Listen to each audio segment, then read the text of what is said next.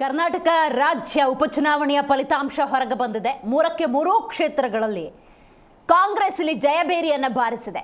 ಬಹಳ ಮುಖ್ಯವಾಗಿ ಇವತ್ತಿನ ಜಿ ಸಂವಾದದಲ್ಲಿ ಗೆಲುವಿಗೆ ಹಲವಾರು ಕಾರಣಗಳಿರ್ತವೆ. ಆದರೆ ಸೋಲು ಅಂದ ಸಂದರ್ಭದಲ್ಲಿ ಸಂಡೂರು ಇರ್ಬೋದು, ಶಿಗ್ಗಾವಿ ಇರ್ಬೋದು, ಚನ್ನಪಟ್ಟಣ ಇರ್ಬೋದು, ಆ ಕಾರಣಗಳನ್ನು ನೋಡಬೇಕು ಮತ್ತು ಗೆಲುವಿಗೆ ಮುಂದೆ ಅವರು ಯಾವ ರೀತಿಯ ವ್ಯವಸ್ಥೆಯನ್ನು ಕಲ್ಪಿಸಿಕೊಳ್ಳಬೇಕಾಗತ್ತೆ, ಯಾವ ರೀತಿಯ ಬದಲಾವಣೆಯನ್ನು ಮಾಡಿಕೊಳ್ಳಬೇಕಾಗತ್ತೆ, ಎಲ್ಲಿ ಎಡವಿದ್ರು, ಇದೆಲ್ಲವನ್ನ ಒಂದಷ್ಟು ಪರಾಮರ್ಶೆ ಅಥವಾ ಒಂದಷ್ಟು ವಿಚಾರವನ್ನು ತಿಳ್ಕೊಳ್ಳೋಣ. ಇದು ಒಂದು ಭಾಗ. ಆದರೆ ನೋಡಿ, ಈ ಬಾರಿಯ ಚುನಾವಣೆಯನ್ನು BJP ಮತ್ತು JDS ಮೈತ್ರಿಯ ಮೂಲಕ ಎದುರಿಸಿದ್ರಿಂದಾಗಿ ಚುನಾವಣೆಯಲ್ಲಿ ಈ ಮಟ್ಟಿಗಿನ ಸೋಲು ಅನ್ನೋದಾದರೆ ಈ ಮೈತ್ರಿ ಮಾಡ್ಕೊಂಡು ಏನು ಪ್ರಯೋಜನ, ಈ ಭಾವ ಬಂದಿರೋದಿಲ್ವಾ? ಇದ್ರ ಬಗ್ಗೆ ಒಂದಷ್ಟು ಚರ್ಚೆ ಮಾಡೋಣ.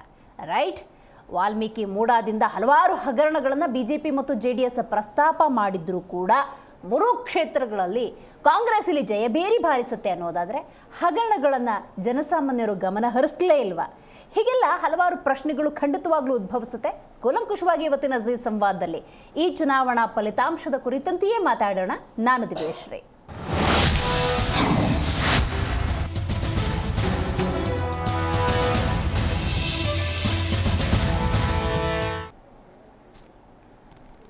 ಕರ್ನಾಟಕದಲ್ಲಿ ಕಾಂಗ್ರೆಸ್ 3 ಕ್ಷೇತ್ರಗಳಲ್ಲಿ ಕ್ಲೀನ್ ಸ್ವೀಪ್, ಅದ್ಭುತವಾದಂತಹ ಜಯಬೇರಿ, ನಿರೀಕ್ಷೆ ಮಾಡಿದಂತಹ ಜಯಬೇರಿ ಇದು. ಯಾಕಂದರೆ DK ಶಿವಕುಮಾರ್ ಇರ್ಬೋದು, ಸಿದ್ದರಾಮಯ್ಯ ಇರ್ಬೋದು, ಈ ಚುನಾವಣೆಯನ್ನು ಪ್ರತಿಷ್ಠೆಯಾಗಿ ತೆಗೆದುಕೊಂಡಿದ್ರು, ಸಂಘಟನೆಯನ್ನು ಅದೇ ಮಟ್ಟದಲ್ಲಿ ಮಾಡಿದರು, ಜೊತೆಗೆ ಕಾರ್ಯಕರ್ತರ ಗೆಲುವು ಅಂತ ಹೇಳಿ ಆರಂಭದಿಂದಲೂ ಹೇಳ್ಕೊಂಬಂದಿದ್ರು.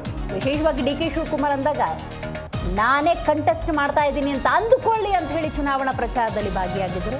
ಇನ್ನು ಆಡಳಿತವನ್ನು ನಡೆಸ್ತಾ ಇರೋದು ಅದೇ ಪಕ್ಷ ಆಗಿರೋದ್ರಿಂದಾಗಿ ಗೆಲುವು ಅಷ್ಟು ಸುಲಭ ಅಲ್ಲ ಅಂದರೂ ಸುಲಭವಾಗಿ ಹೋಯಿತು. ರೈಟ್, ಕರ್ನಾಟಕದಲ್ಲಿ ಕ್ಲೀನ್ ಸ್ವೀಪನ್ನು ಮಾಡಿದೆ. ಮೈತ್ರಿಗಿಲ್ಲಿ ನಿರಾಸೆಯಾಗಿದೆ. ಮಾಜಿ ಸಿ ಎಂ ಪುತ್ರರಾದಂತಹ ನಿಖಿಲ್ ಮತ್ತು ಭರತ್ಗೆ ಹೀನಾಯ ಸೋಲು.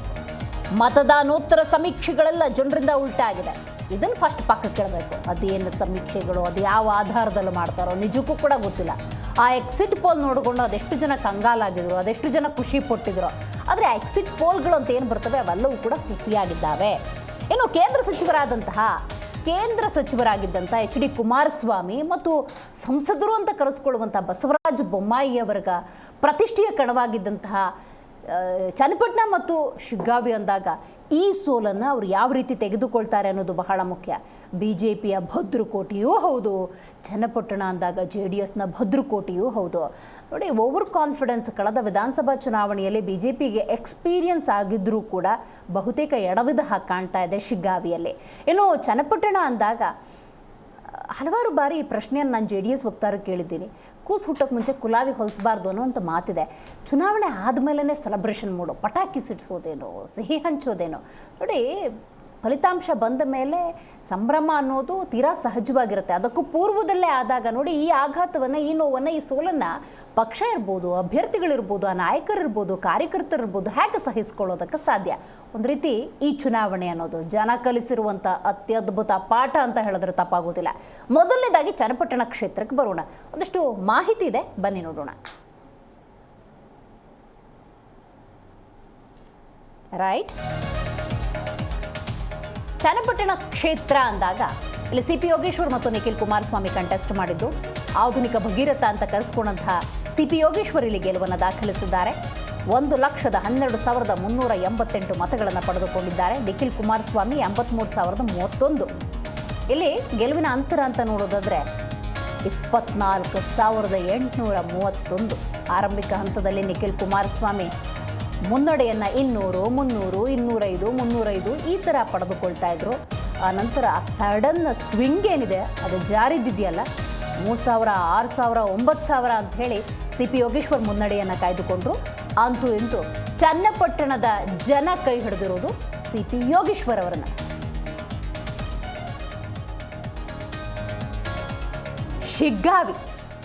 ಶಿಗ್ಗಾವಿ ಯಾಸಿರ್ ಖಾನ್ ಪಠಾಣ್ ಅಂದಾಗ ಕಳೆದ ಬಾರಿಯ ಚುನಾವಣೆಯಲ್ಲಿ ಸ್ವತಃ ಬಸವರಾಜ ಬೊಮ್ಮಾಯಿ ಅವರು ಕಂಟೆಸ್ಟ್ ಮಾಡಿದಾಗಲೇ 25,000ದಿಂದ 30,000 ಇಷ್ಟೇ ಡಿಫ್ರೆನ್ಸ್ ಇದ್ದಿದ್ದು. ಅಂಥ ಫೈಟನ್ನು ಕೊಟ್ಟಿದ್ರು. ಇಲ್ಲಿ ನಿಂತಿರೋದು ಬಸವರಾಜ ಬೊಮ್ಮಾಯಿ ಅಲ್ಲ, ಅವರ ಪುತ್ರ ಭರತ್ ಬೊಮ್ಮಾಯಿ. ಹಾಗಾಗಿ ನೋಡಿ, ಇಲ್ಲಿ ಯಾಸಿರ್ ಖಾನ್ ಪಠಾಣ್ 1,587 ಮತಗಳನ್ನು ಪಡೆದುಕೊಂಡಿದ್ದಾರೆ. ಭರತ್ ಬೊಮ್ಮಾಯಿ ಅಂದಾಗ 86,960 ಮತಗಳು ಡಿಫ್ರೆನ್ಸ್. ಗೆಲುವಿನ ಅಂತರ ಅಂದಾಗ 13,448 ಮತಗಳನ್ನು ಪಡೆದುಕೊಂಡಿದ್ದಾರೆ. ಇಲ್ಲಿ ಅಲ್ಪಸಂಖ್ಯಾತ ಮತಗಳು ಕೈ ಹಿಡಿದಿದ್ದಾವೆ. ಕರ್ನಾಟಕ ಕಾಂಗ್ರೆಸ್ನ ಗ್ಯಾರಂಟಿ ಯೋಜನೆಗಳು ಕೈ ಹಿಡಿದಿದ್ದಾವೆ. ಇನ್ನು ಬಸವರಾಜ ಬೊಮ್ಮಾಯಿ ಅಂದಾಗ ಶಿಗ್ಗಾವಿಗೆ ಏನು ಕೊಟ್ಟಿದ್ದಾರೆ ಏನು ಕೊಟ್ಟಿಲ್ಲ ಅಂತ ಮೋಸ್ಟ್ಲಿ ಜನ ಡಿಸೈಡ್ ಮಾಡ್ದಂಗೆ ಕಾಣ್ತಾ ಇದೆ. ಸಂಡೂರಿಗೆ ಹೋಗೋಣ. ಸಂಡೂರಿನಲ್ಲಿ ಬಂಗಾರು ಹನುಮಂತು, ಬಂಗಾರನ ತಾಯಿ ಅನ್ನಪೂರ್ಣೆಯ ಇದರಲ್ಲಿ ಅನ್ನಪೂರ್ಣೆಯನ್ನು ಕೈ ಹಿಡಿದಿದ್ದಾರೆ ಸಂಡೂರು ಜನ. ಅನ್ನಪೂರ್ಣ ತುಕಾರಾಮ್ ಅಂದಾಗ 93,606 ಮತಗಳನ್ನು ಪಡೆದುಕೊಂಡಿದ್ದರೆ ಬಂಗಾರು ಹನುಮಂತು ನೋಡಿ 83,961 ಮತಗಳನ್ನು ಪಡ್ಕೊಂಡಿದ್ದಾರೆ. ಇಲ್ಲಿ ಗೆಲುವಿನ ಅಂತರ ಅಂತ ನಾವು ನೋಡ್ತಾ ಹೋಗೋದಾದರೆ 9,645 ಮತಗಳಿದ್ರೂ ಕೂಡ ವಿ ಹ್ಯಾವ್ ಟು ಕಾನ್ಸಂಟ್ರೇಟ್ ಬಂಗಾರು ಹನುಮಂತು ಮೋರ್. ಯಾಕೆ ಅಂತ ನಾವು ನೋಡ್ತಾ ಹೋಗೋದಾದರೆ ಒಳ್ಳೆ ಫೈಟನ್ನೇ ಕೊಟ್ಟಿದ್ದಾರೆ ಬಂಗಾರು ಹನುಮಂತು. ಅಫ್ಕೋರ್ಸ್ ಅನ್ನಪೂರ್ಣ ತುಕಾರಾಮ್ ಅವರು ಗೆದ್ದಿದ್ದಾರೆ. ಅವರ ಪತಿ ಸಂಸದರೇ ಇರ್ಬೋದು, ಸಂತೋಷ್ ಲಾಡ್ ಅವರ ಖ್ಯಾತಿ ಇರ್ಬೋದು, ಅವರ ಕೆಲಸ ಇರ್ಬೋದು, ಅದೆಲ್ಲ ಕೈ ಹಿಡಿದಿದ್ರೂ ಕೂಡ ಇಲ್ಲಿ ನೋಡಿ 9,645 ಮತಗಳು ಬಿಗ್ ಡಿಫ್ರೆನ್ಸೇ ಆದರೂ ಕೂಡ ಬಂಗಾರು ಹನುಮಂತು ಇಲ್ಲಿ ಒಂದು ಫೈಟನ್ನು ಕೊಟ್ಟಿದ್ದಾರೆ. ಮತ್ತು ಒಂದಷ್ಟು ಟೀಕೆ ಟಿಪ್ಪಣಿಗಳು ಬಂಗಾರು ಹನುಮಂತು ಮೇಲೆ ಆ ಮತ ಎಣಿಕೆ ಸಂದರ್ಭದಲ್ಲೇ ಆಯಿತು. ಆಗ ಬಂಗಾರು ಹನುಮಂತು ಈ ರೀತಿಯ ಟೀಕೆ ಟಿಪ್ಪಣಿಗಳು ಬೇಡ ಅಂತ ಸವಾಲೆಸ್ತು ಹೋಗಿದ್ದಾರೆ, ತೊಡೆ ತಟ್ಟಿ ಹೋಗಿದ್ದಾರೆ. ಸೊ ಹಾಗಾಗಿ ಸಂಡೂರು ಒಂದು ಸಂದರ್ಭದಲ್ಲಿ ಒಂದಷ್ಟು ಕುತೂಹಲವನ್ನಂತೂ ಖಂಡಿತವಾಗ್ಲೂ ಹೆಚ್ಚು ಮಾಡಿದೆ. ರೈಟ್, ಇವತ್ತಿನ ಕಾರ್ಯಕ್ರಮದಲ್ಲಿ ಮೊದಲನೇದಾಗಿ AP ವಕ್ತಾರರಾಗಿರುವಂತಹ ರುದ್ರಯ್ಯ ನವಲಿಯವರಿದ್ದಾರೆ. ಕಾರ್ಯಕ್ರಮಕ್ಕೆ ಸ್ವಾಗತ ನಿಮಗೆ. ಏನು ರಾಜಕೀಯ ವಿಶ್ಲೇಷಕರಾಗಿರುವಂತಹ ಶಶಿಕಾಂತ್ ಯಡಳ್ಳಿಯವರು ಭಾಗಿಯಾಗಿದ್ದಾರೆ. ನಮಸ್ಕಾರ. ಏನು BJP ವಕ್ತಾರರಾಗಿರುವಂತಹ ಮೀರಾ ಅವರು ಝೂಮ್ನಿಂದ ಕನೆಕ್ಟ್ ಆಗ್ತಾ ಇದ್ದಾರೆ. ನಮಸ್ಕಾರ ಮೀರಾ ಅವರೇ. JDSನಿಂದ ಪ್ರಶಾಂತಿ ಅವರು ಝೂಮ್ನಿಂದ ಕನೆಕ್ಟ್ ಆಗಿದ್ದಾರೆ. ನಮಸ್ಕಾರ ಪ್ರಶಾಂತಿ ಅವರೇ. ನಮಸ್ತೆ. ರೈಟ್, ಗೆಲುವಿಗೆ ಬೇಕಾದಷ್ಟು ಕಾರಣಗಳಿರ್ತವೆ. ಒಗ್ಗಟ್ಟು, ಗೆಲುವಿನ ಸಂದರ್ಭದಲ್ಲಿ ಹಲವಾರು ಕಾರಣಗಳನ್ನು ನಾಯಕರಿರ್ಬೋದು, ಅಭ್ಯರ್ಥಿಗಳಿರ್ಬೋದು, ಕಾರ್ಯಕರ್ತರು ಡೆಫಿನೆಟ್ಲಿ ಹೇಳ್ತಾರೆ. ಸೋಲಿನ ಕಾರಣಗಳನ್ನು ನೋಡಬೇಕಾಗತ್ತೆ. ನೋಡಿ, failure is the stepping stone of success ಅಂತ ಕರೀತಾರೆ. ಗೆದ್ದು ಬಿಟ್ರೆ ಅದೇ ಅಂತಿಮ, ಸೋತ್ರೆ ಮಗದೊಂದು ಅವಕಾಶ ಇರುತ್ತೆ ಅನ್ನುವಂಥ ಮಾತಿನ ಅರ್ಥದಲ್ಲಿ ಪ್ರಶಾಂತಿ ಅವರಿಗೆ ನೇರವಾಗಿ ಪ್ರಶ್ನೆಯನ್ನು ಕೇಳ್ತಾ ಇದ್ದೀನಿ. ಪ್ರಶಾಂತಿ ಅವರೇ, ಏನಾಯಿತು, ಎಲ್ಲಿ ವ್ಯತ್ಯಾಸ ಆಯಿತು, ಏನು ಕಾರಣ ಅಂತ ಅನ್ಸುತ್ತೆ ಈ ಸೋಲಿಗೆ? Okay, fine. ಸೊ ಈಗಷ್ಟೇ ನಾನು ಕೂಡ ಕೆಲವೊಂದೊಂದು ನೋಡ್ತಾ ಇದ್ದೆ. ಎಲ್ಲಿ ಆಗಿರ್ಬೋದು ಅಂತ, ಒಂದು ಕಡೆಯಿಂದ ಒಂದು ಸಮುದಾಯ ಅಂದ್ರೆ 22 ಬೂತ್ಗಳಿಂದ ನಮಗೆ ಒಂದೇ ಸಮುದಾಯ ಇರುವಂತಹ ಒಂದು 22,000 ಮತಗಳು ಏನಿತ್ತು ಅದ್ಯಾವೂ ಬರ್ಲಿಲ್ಲ ಅನ್ನೋದು ನಮಗ್ ಗೊತ್ತಾಯ್ತು. ಸೊ ಹಾಗಾಗಿ ಒಂದ್ ಕಡೆ ಕೆಲವೊಂದೊಂದು ಸಮುದಾಯನ ನಾವು ಸೆಳ್ಕೊಳ್ಳೋದ್ರಲ್ಲಿ ಇಲ್ಲ ಅವ್ರನ್ನ ಏನೋ ಇದಕ್ಕೆ ತಗೊಳ್ಳೋದ್ರಲ್ಲಿ ನಾವೆಲ್ಲೋ ವಿಫಲರಾಗಿದ್ದೀವಿ ಅಂತ ಅನ್ಸುತ್ತೆ. ಸೊ ಇದು ಒಂದೇ ಕಾರಣ ಅಂತ ಹೇಳ್ಬೋದು. ಬಟ್ ಅದರ್ವೈಸ್ ನೀವು ನೋಡಕ್ ಹೋದ್ರೆ ನೋಡಿ, ನಿಖಿಲ್ ಕುಮಾರಸ್ವಾಮಿ ಹೌದು ಇದು 3ನೇ ಬಾರಿ ಸೋಲ್ತಾ ಇರೋದು, ಇದೆಲ್ಲ ನಾವೆಲ್ಲ ನೋಡ್ತಾ ಇದೀವಿ. ಸೊ ಇಲ್ಲಿ ನಾನು ಏನ್ ಹೇಳಕ್ ಇಷ್ಟಪಡ್ತೀವಿ ಅಂದ್ರೆ, ಆನ್ ದ ಪಾಸಿಟಿವ್ ನೋಟ್ ನೋಡೋದಾದ್ರೆ CP ಯೋಗೇಶ್ವರ್ ಅವರು 3 ಬಾರಿ ಆಲ್ರೆಡಿ ಗೆದ್ದಿದ್ದಾರೆ, 2 ಬಾರಿ ಸೋತಿದ್ದಾರೆ ಅಷ್ಟೇ. ಬಟ್ ಆದ್ರೆ ಅವರು ಒಂದು ರಾಜಕೀಯ ಕ್ಷೇತ್ರದಲ್ಲಿ ಅವರಿಗೆ ಬಹಳಷ್ಟು ಎಕ್ಸ್ಪೀರಿಯನ್ಸ್ ಇರುವಂತವರು. ಒಂದು ಎರಡನೇದಂದ್ರೆ ಹೇಳಿದ್ರೆ ಚನ್ನಪಟ್ಟಣದಲ್ಲಿ ಅವರ ಮನೆ ವಾಸ್ತವ್ಯ ಹೂಡಿರೋದ್ರಿಂದ ಅಲ್ಲಿನ ಜನರಿಗೆ ಅವರು ಸ್ವಲ್ಪ ಹೆಚ್ಚಾಗಿ ಹತ್ರವಾಗಿದ್ದಾರೆ. ಹೀಗೆ ನಾನು ರೂಟ್ ಅನಾಲಿಸಿಸ್ ಅದು ಮಾಡಬೇಕಾದ್ರೆ ಇದು ನನ್ನ ಅಭಿಪ್ರಾಯ ಕೂಡ ಇದೇ ಆಗಿತ್ತು. ವೆನ್ ನಾವು ಪ್ರಚಾರಕ್ಕೆ ಹೋದಾಗ ಸಮೀಕ್ಷೆ ಪಡೆದುಕೊಳ್ಳೋದಕ್ಕೆ ಇದೇ ಒಂದು ನಮ್ಮ ಅನುಮಾನ ಕೂಡ ಅಲ್ಲಿತ್ತು. ಬಹಳಷ್ಟು ಸಲ ನಾವು ಕೂಡ ಅನ್ಕೊಂಡ್ವಿ ಇದು CP ಯೋಗೇಶ್ವರ್ ಅವರು ಜನಕ್ಕೆ ಬಹಳ ಹತ್ರವಾಗಿದ್ರು, ಅಂದ್ರೆ ಅಲ್ಲೇ ಮನೆ ಆಗಿತ್ತು, ಅಲ್ಲೇ ಒಡನಾಟ ಇದೆಲ್ಲ ಇರೋದ್ರಿಂದ ಮತ್ತೆ ಒಂದೇ ಸಮುದಾಯವರು ಇಷ್ಟು ಮತ ಸಡನ್ ಆಗಿ ಒಂದು ಏನು ಕ್ರೋಢೀಕರಣವಾಗಿ ಒಂದು ಸಮುದಾಯದವರು ಎಲ್ಲ ಸೇರಿ ಒಂದು ಮತ ಹಾಕಿರೋದ್ರಿಂದ ಅಲ್ಲಿ ಅವರು ಅವರು ಜಯಶೀಲರಾಗಕ್ಕೆ ಅವರಿಗೆ ಐ ಮೀನ್ ಸಕ್ಸಸ್ಫುಲ್ ಆದ್ರು ಈ ಒಂದು ಚುನಾವಣೆಯಲ್ಲಿ. ಬಟ್ 42% ಏನು ನಿಖಿಲ್ ಕುಮಾರಸ್ವಾಮಿ ಅವರು ತಗೊಂಡಿದ್ದಾರೆ. ಆಮೇಲೆ it is not a big difference. ನೀವು ನೋಡಕ್ ಹೋದ್ರೆ 54% ಯೋಗೇಶ್ವರ್ ಅವ್ರು ತಗೊಂಡ್ರೆ 42% ನಿಖಿಲ್ ಅವ್ರು ತಗೊಂಡಿದ್ದಾರೆ. ಈವನ್ ಆಸ್ ಅವ್ರು ಇನ್ನ ಯಾವುದೇ ಚುನಾವಣೆ ಗೆದ್ದಿಲ್ಲ ಇಲ್ಲಿವರೆಗೂ. ಜನರು ಅವರ ಕಾರ್ಯವೈಖರಿಯು ಕೂಡ ಇನ್ನೂವರೆಗೂ ನೋಡಿಲ್ಲ. ಹಾಗಾಗಿ ಮಾಡ್ತಾರಾ ಇಲ್ವಾ, ಆ ಮುಖ ಪರಿಚಯನೇ ಇಲ್ಲ ಅಂದವರು ತುಂಬಾ ಕೆಲವರು ಜನ ಇದ್ದಾರೆ. ಸೊ ಹಾಗಾಗಿ ಎಲ್ಲೋ ಒಂದು ಕಡೆ ಜನರಿಗೆ ಹತ್ರವಾಗ್ಬೇಕು, ಹತ್ರ ಆದ್ರೆ ಅಂದ್ರೆ ಆದ್ರೆ ಅಲ್ಲೇ ಪ್ರಶಾಂತಿ ಅವರೇ, ಈ ಸಲ ನಿಖಿಲ್ ಕುಮಾರಸ್ವಾಮಿ ಅವರು ಚುನಾವಣೆಯ ಮತ ಪ್ರಚಾರದ ಸಂದರ್ಭದಲ್ಲಿ ತನ್ನ ತಂದೆ ಮತ್ತು ಅಜ್ಜನ ಅಭಿವೃದ್ಧಿ ಯೋಜನೆಗಳನ್ನ ಮುಂದಿಟ್ಕೊಂಡ್ರು ಓಟ್ ಕೇಳಕ್ ಹೋದ್ರೆ ಹೊರತು ತನಗೊಂದು ಅಫ್ಕೋರ್ಸ್ ಅವಕಾಶ ಕೊಡಿ. ಕರೆಕ್ಟ್. ನೀವು ಅಭಿವೃದ್ಧಿ ಅಂದಾಗ ನನ್ಗಿಲ್ಲಿ ಒಂದು ನೆನಪಕ್ ಬರುತ್ತೆ, ಸಿ.ಪಿ. ಯೋಗೇಶ್ವರ್ ಅವರು ಮಾಡಿರೋ ಈ ಏನು 17 ನಾನು ಕೆರೆ ಕಟ್ಟೆಗಳನ್ನ ನಾನು ತುಂಬಿಸ್ತೆ, ನಾನು ನೀರ್ ತಂದು ತುಂಬಿಸ್ತೆ ಅನ್ನೋ ಹಾಗೆ ಪ್ರಚಾರ ನಾವು ಬಿಟ್ಟಿಸ್ಕೊಂಡಿಲ್ಲ. JDS ಅವರು ಅಲ್ಲಿ ಖಂಡಿತವಾಗಿ ಸೋತಿದ್ದಾರೆ. ಇಲ್ಲಿ ಒಂದು ವಕ್ತಾರೆಯಾಗಿ ನಾನು ಹೇಳ್ತೀನಿ, ಅಲ್ಲಿ ಅವರು ಕಟ್ಟಿರುವಂತಹ ಇಗ್ಲೂರ್ ಡ್ಯಾಮ್ ಆಗಿರ್ಬೋದು, 107 ಕೆರೆ ಕಟ್ಟೆಗಳಿಗೆ ಹರಿಸಿರುವಂತಹ ನೀರು, ಆ ವಿಚಾರವಾಗಿರ್ಬೋದು, ನಾವು ಪ್ರಚಾರ ಮಾಡೋದ್ರಲ್ಲಿ ನಮ್ಮ ಪಕ್ಷದವರು ನಾವು ಸೋತಿದೀವಿ, ನಾವು ಪ್ರಚಾರ ಪಡ್ಕೊಂಡಿಲ್ಲ, ಪಬ್ಲಿಸಿಟಿ ಸ್ಟಂಟ್ ಮಾಡಿಲ್ಲ. ಇವ್ರು ನೋಡಿ ಇವಾಗ ಗ್ಯಾರಂಟಿ ಯೋಜನೆ ಇಡೀ ಬಸ್ಗೆ ಪೇಸ್ಟ್ ಮಾಡ್ತಾರೆ. ಅದನ್ನ ಆ ರೀತಿ JDS ಪಕ್ಷದವರು ಮಾಡದೇ ಇರೋ ಕಾರಣ ಇವತ್ತಿಗೆ ಈ ಸೋಲು ಅನುಭವಿಸ್ತಾ ಇದ್ದೀವಿ.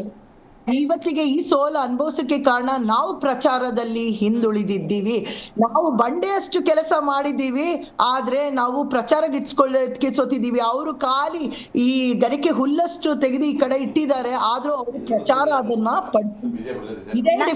ನಾನು ಅದನ್ನೇ ಯಾವಾಗ್ಲೂ ಉಲ್ಲೇಖ ಮಾಡೋದು ಪ್ರಶಾಂತಿ ಅವರು. ಯಾಕೆಂದ್ರೆ ನಾಮಪತ್ರ ಸಲ್ಲಿಕೆಯ ಸಂದರ್ಭದಲ್ಲಿ ಸೇರಿದಂತ ಜನಸ್ತೋಮ ಇದೆಯಲ್ಲ ನಿಖಿಲ್ ಕುಮಾರಸ್ವಾಮಿ ಹಿಂದೆ, ನಾನು ಅದನ್ನು ಜನಸ್ತೋಮನಕ್ಕಿಂತ ಜನಸಾಗರ ಸಮುದ್ರದ ಥರ ಬಂದರು. ನಾನು ಹಲವಾರು ಸಂದರ್ಭದಲ್ಲಿ ನಿಮ್ಮಂಥ JDS ವಕ್ತಾರ ಕೇಳಿದ್ದು ಒಂದೇ ಪ್ರಶ್ನೆ, it has to convert as votes. ಅವು ಓಟ್ಗಳಾಗಿ ಪರಿವರ್ತಿತವಾಗುತ್ತೆ ಅನ್ನುವಂಥ ನಂಬಿಕೆ ವಿಶ್ವಾಸ ಹೆಂಗೆ ಅಂತ. ಕುಮಾರಸ್ವಾಮಿ ಅಂದಾಗ ಅವ್ರ ಆಡಳಿತ ಇಷ್ಟಪಡ್ತಾರೆ, ಆ ಗ್ರಾಮ ವಾಸ್ತವ್ಯವನ್ನು ಇಷ್ಟಪಟ್ಟರು, ಏನೋ ಸಾಲ ಮನ್ನಾ ಅಂದಾಗ ಜನ ಖುಷಿಪಟ್ಟರು. ಬಟ್ ಮತ ಅಂದ ಸಂದರ್ಭದಲ್ಲಿ, ಚುನಾವಣೆ ಅಂದ ಸಂದರ್ಭದಲ್ಲಿ JDS ಅಥವಾ ಪ್ರಾದೇಶಿಕ ಪಕ್ಷ ಅಥವಾ ಕುಮಾರಸ್ವಾಮಿ ಅವರನ್ನ ಕೈ ಹಿಡಿದಿದ್ದು ಬಹಳ ಆಶ್ಚರ್ಯ. ಅಂದರೆ ಅಂಥ ಒಂದು ರಿಸಲ್ಟ್ ಸಿಗೋದಿಲ್ವಲ್ಲ. ವೈ ಎಲ್ಲಿ ಫೇಲ್ ಆಗ್ತಿದ್ದೀರಿ ಅಂತ ಅನ್ಸುತ್ತೆ. Where you how to correct ನೋಡಿ. ಅಲ್ಲ ನೋಡಿ, ನಾವು ಜನ ಇವರ ಒಂದು ಗುಣಕ್ಕೆ, ಇವರ ಒಂದು ನಿಷ್ಕಲ್ಮಶವಾದ ಒಂದು ಗುಣಕ್ಕೆ, ಪ್ರೀತಿಗೆ ಜನ ಖಂಡಿತವಾಗಿಯೂ ಸೋಲ್ತಾರೆ. ಆದ್ರೆ ಅಲ್ಲಿ ಕೆಲಸ ಅಂತ ಬಂದಾಗ ಯಾರು ಮಾಡಿರೋದು, ನಮ್ಮ ಕೆಲಸ ಯಾರು ಮಾಡ್ಕೊಡ್ತಾರೆ, ಹೆಚ್ಚಾಗಿ ಜನ ಆ ಕಡೆ ತಿರುಗ್ತಾರೆ. ಇವರು ಒಂದು ಒಳ್ಳೆ ಒಕ್ಕಲಿಗರ ನಾಯಕ, ಯುವ ನಾಯಕ, ಜನ ಎಲ್ಲ ಜನರ ನಾಯಕ ಅಂತ ಗುರುತಿಸ್ಕೊಂಡಿದ್ರು ಕೂಡ ಅಲ್ಲಿ ಇರುವಂತವ್ರು ಯಾರನ್ನ ಅಂತ ಜನ ನೋಡ್ತಾ ಇದ್ದಾರೆ. ಮತ್ತೆ ನಾವು ಅನ್ಕೊಬಹುದು ಇವಾಗ ಈ ಹಳ್ಳಿ ಜನ ಇಲ್ಲ, ಗ್ರಾಮಾಂತರ ಜನಗಳಿಗೆ ಅಷ್ಟು ಗೊತ್ತಾಗಲ್ಲ ಅಂತ ಇಲ್ಲ ಇರ್ಬೋದು. ಬಟ್ ಅವರು ಜನ ಇವತ್ತು ಸಿ.ಪಿ. ಯೋಗೇಶ್ವರ್ ಅವರು ಹೆಸರು ಹಿಡಿದು ಕರೆದು ಮಾತಾಡಿಸಿದಾಗ ಅವ್ರಿಗೆ ಅದು ಖುಷಿ. ಈಗ ಅದೇ ರೀತಿಯಾದ ಒಡನಾಟ, ಅಷ್ಟೇ ಒಳ್ಳೆ ಆ ಒಡನಾಟ ಇವರಲ್ಲಿ, ಇವ್ರು ಕೆಲಸ ಮಾಡಿ ಅಲ್ಲಿ ಜನರ ಪರಿಚಯ ಇದೆ. ಯಾರಿಗೆ? ಸಿ.ಪಿ. ಯೋಗೇಶ್ವರ್ ಅವ್ರಿಗೆ. ಇವಾಗ ಹಾಗಾಗಿ ಅವ್ರಿಗೆ ಪರಿಚಯ, ಮುಖದ ಪರಿಚಯ, ಅವ್ರ ಮನೆಗೆ ಹೋಗಿ ಕೂತ್ಕೊಂಡು ಮಾತಾಡೋಂಥದ್ದಾಗಿರ್ಬೋದು, ಇಲ್ಲ ಅಲ್ಲಿ ಕೆಲಸ ಮಾಡೋ ಟೈಮಲ್ಲಿ ಜನರ ಒಂದು ಸಂಪರ್ಕ ಬಂದಿರುವಂತದ್ದಾಗಿರ್ಬೋದು, ಇದೆಲ್ಲ ಆಗಿರೋದು ಸಿ.ಪಿ. ಯೋಗೇಶ್ವರ್ ಅವ್ರಿಗೆ. ಬಟ್ ಅದೇ ನಿಖಿಲ್ ಕುಮಾರಸ್ವಾಮಿ ಅವ್ರಿಗೆ ಯಾವುದೇ ರೀತಿಯಾದ ಒಂದು ಕಾರ್ಯ ಇನ್ನ ಯಾರು ನೋಡಿಲ್ಲ. ಅವರ ಕಾರ್ಯ ಏನ್ ಮಾಡ್ಬಹುದು, ಅಲ್ಲ ಇವರು ದೇವೇಗೌಡರು ಮಾಡಿರ್ಬಹುದು, ಈಗ ಅವ್ರ ಮಗ ಅವ್ರು ಅಲ್ಲಿರೋದು ಇಲ್ಲಿರೋದು. ಬಟ್ ಏನಂದ್ರೆ ಪ್ರಚಾರ ಮಾಡೋದ್ರಲ್ಲೂ ಖಂಡಿತವಾಗಿಯೂ JDS ಅವರು ನಾವು ವಿಫಲವರ ಕಾರಣ ಕೊಡ್ತಾ ಇದ್ದೀರಿ, ನನಗೆ ಅರ್ಥ ಆಯ್ತು. ಮೀರಾ ಅವರೇ ಇಲ್ಲ ನೋಡಿ, ನಾವು ಒಂದೇ ನಿಮಿಷ ಇಲ್ಲಿ ಇರಿ ಸರ್, ಒಂದು ನಿಮಿಷ. ಸೋತವ್ರಿಗೆ ಅವಕಾಶ ಜಾಸ್ತಿ ಕೊಡಬೇಕು, ಒಂದಷ್ಟು ವಿಚಾರಗಳಿರ್ತವೆ, ತಿಳ್ಕೊಬೇಕು ನಾವು. ರೈಟ್, ಕಂಟೆಸ್ಟೇ ಇಲ್ಲ, ಆಮೇಲೆ ಬರೋಣ. ಓಕೆ, ಪ್ರಶಾಂತಿ ಅವರೇ ಮಾತಾಡ್ತೀನಿ ನಿಮ್ಮ ಜೊತೆ, ಹಂಗೆ ಸಂಪರ್ಕದಲ್ಲಿರಿ. ಮೀರಾ ಅವರೇ, JDS ಅಂದಾಗ ಚನ್ನಪಟ್ಟಣ ಅಂದ ಸಂದರ್ಭದಲ್ಲಿ ಮೈತ್ರಿಯಲ್ಲಿದ್ರೂ ಕೂಡ ಅದು JDSನ ಭದ್ರಕೋಟೆ ಅಂತ ನೀವು ಪಕ್ಕಕ್ಕೆ ಇಡ್ಬೋದೇನೋ. ಬಟ್ ಶಿಗ್ಗಾವಿ ಹಂಗಲ್ಲ, 4 ಸಲ ಜನ ಆಶೀರ್ವಾದ ಮಾಡಿದ್ರು ನಿಮಗೆ. ಈ ಸಲ ಕೈ ಬಿಟ್ಟಿದ್ದಾರೆ ಅನ್ನೋದಾದರೆ ಎಲ್ಲಿ ಫೇಲ್ ಆದ್ರಿ? BJPಯ ಭದ್ರಕೋಟೆ ಅಂತ ಅರಸ್ಕೊಂಡಿರುವಂಥ ಶಿಗ್ಗಾವಿಯಲ್ಲಿ ನೀವು ಇವತ್ತು ಸೋಲನ್ನು ಅನುಭವಿಸ್ಬೇಕಾಗುತ್ತೆ ಅಂತ ಹೇಳಿದ್ರೆ ಬಿಗ್ ಮಿಸ್ಟೇಕ್ ಎಲ್ಲೋ ಆಗಿದೆ ಮೀರಾ ಅವರೇ. ಈಗ ಏನಂದ್ರೆ ಭರತ್ ಬೊಮ್ಮಾಯಿ ಅವರು ಕೇಳಿಸ್ತಾ ಇಲ್ವಾ? ಕೇಳಿಸ್ತಿದೆ, ಪ್ಲೀಸ್ ಕಂಟಿನ್ಯೂ.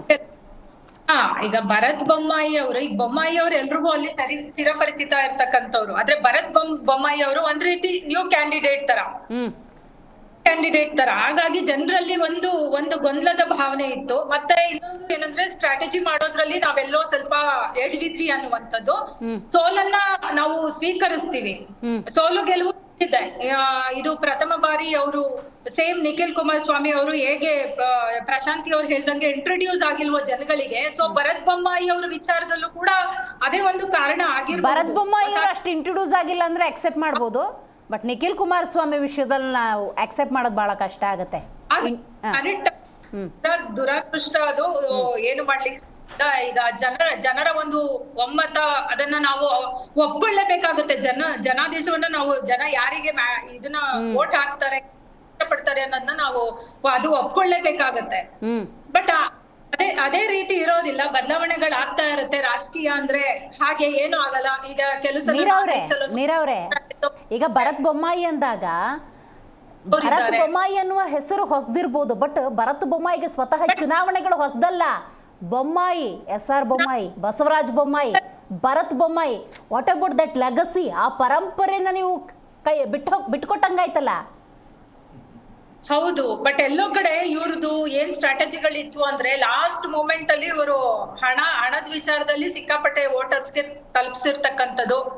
ಮತ್ತೆ ಈ ಗೃಹಲಕ್ಷ್ಮಿ ಯೋಜನೆಯಲ್ಲಿ ಏನು ಲಾಸ್ಟ್ ಮೂಮೆಂಟ್ ಅಲ್ಲಿ ಹಣ ಹಾಕುವಂತ ಕೆಲಸ ಅಂದ್ರೆ, ಈಗ ವೋಟ್ ಮಾಡ್ಬೇಕಾದ್ರೆ ಡೈರೆಕ್ಟ್ ಆಗಿ ಹಣ ಹಂಚೋ ಬದಲು ಇವರು ಏನು ಗೃಹಲಕ್ಷ್ಮಿ ಯೋಜನೆದ ಹಣವನ್ನ ಪೆಂಡಿಂಗ್ ಇಟ್ಕೊಂಡು ಲಾಸ್ಟ್ ಮೂಮೆಂಟ್ ಅಲ್ಲಿ ಇವ್ರಿಗೆಲ್ಲ ತಲುಪೋ ರೀತಿ ನೋಡ್ಕೊಂಡಿರ್ತಕ್ಕಂಥದ್ದು, ಹಿಂದಿಂದ ಮಾಡಿರುವಂತ ಸ್ಟ್ರಾಟಜಿಗಳು ಇವೆಲ್ಲ ವರ್ಕ್ ಆಗಿದೆ ಅಂತ ಬಂಗಾರು ಹನುಮಂತು ಅವರ ಫೈಟ್ ಬಗ್ಗೆ ಮೀರಾ ಅವರೇ, ಬಂಗಾರು ಹನುಮಂತು ಸಂಡೂರಲ್ಲಿ ಅಂತೂ ಹೌದು.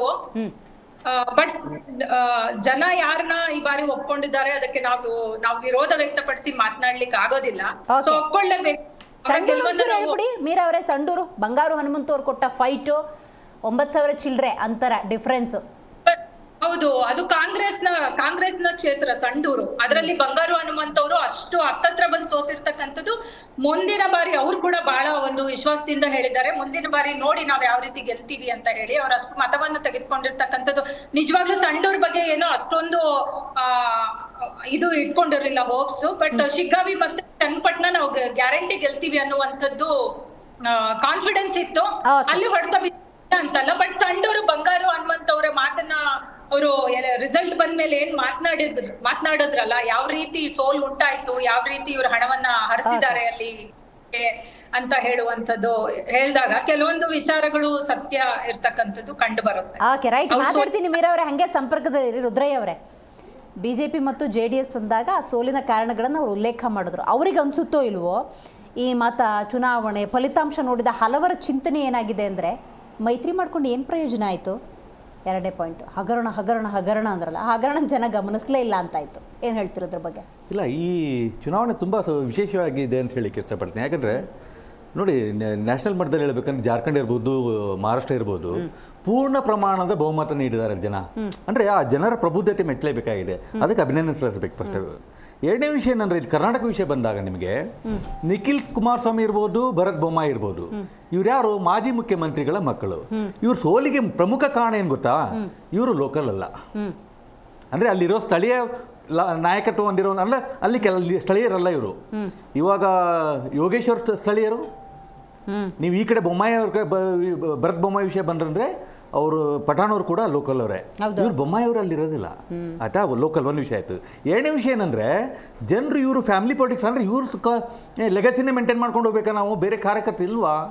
ಇದು ಒಂದು ದೊಡ್ಡ ಪ್ರಶ್ನೆ ಯಾವಾಗಲೂ ಇದ್ದೇ ಇದೆ. ನಮ್ಮ ಕುಟುಂಬ ರಾಜಕಾರಣ ಅಂತ ಬಂದಾಗ ಇದು ಯಾವಾಗಲೂ ಇದ್ದೇ ಇದೆ ಈ ವಿಷಯ. ನಾನೊಂದು ಮೂರನೇ ವಿಷಯ ಹೇಳ್ತೀನಿ, ಇನ್ನೊಂದು ಆ್ಯಡ್ ಮಾಡಿಬಿಡಿ, ಅದಕ್ಕೆ ಯಾರೂ ಹೊರತಾಗಿಲ್ಲ. ಅದೇ ಸಮಸ್ಯೆ ಆಗಿರೋದು. ಇವತ್ತು 3 ಕ್ಷೇತ್ರದಲ್ಲಿ ಫ್ಯಾಮಿಲಿ ಪಾಲಿಟಿಕ್ಸೇ ಇರೋದು. ಇನ್ನೊಂದು third point, very important point ಹೇಳ್ತೀನಿ ನಿಮಗೆ.